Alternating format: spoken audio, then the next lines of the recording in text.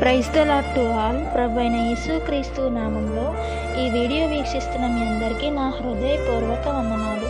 ఈరోజు దేవుని వాగ్దానం కీర్తనలు గ్రంథం 118వ అధ్యాయం 24వ వచనంలో ఈ విధంగా సెలవిస్తుంది. ఇది యెహోవా ఏర్పాటు చేసిన దినము, దీని యందు మనము ఉత్సహించి సంతోషించదము. హల్లెలూయా. ఈ రోజు ఏ రోజు అంటండి? యెహోవా ఏర్పాటు చేసిన రోజంట. ఈ రోజు చూడకుండానే ఎంతోమంది ఎన్నో విధాలుగా నశించిపోయి ఉన్నారు. మరి ఈరోజు మనం ఈ విధంగా ఉన్నాము అంటే అది కేవలం మన యేసయ్య కృప మాత్రమే. కాబట్టి మనం ఏం చేయాలంటే, ఈరోజు మనకి దేవుడిచ్చిన రోజు, ఇది యెహోవా ఏర్పాటు చేసిన రోజు కాబట్టి మనము దేవుని మర్చిపోకుండా ప్రార్థన చేసుకొని మన రోజును మనం స్టార్ట్ చేయాలి. ఏం చేయాలండి?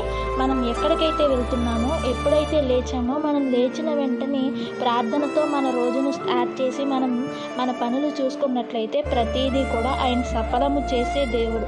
దీని యందు మనం ఉత్సహించి సంతోషించదము. ఈరోజు మనం ఎలా ఉన్నామంటే అది సంతోషకరమైన రోజే కదండి. ఈరోజు మనం ఆరోగ్యంతో ఈ విధంగా ఈ భూమి మీద నివసిస్తున్నామంటే అది కేవలం మన యేసుక్రీస్తు ప్రభు వారి కృప మాత్రమే.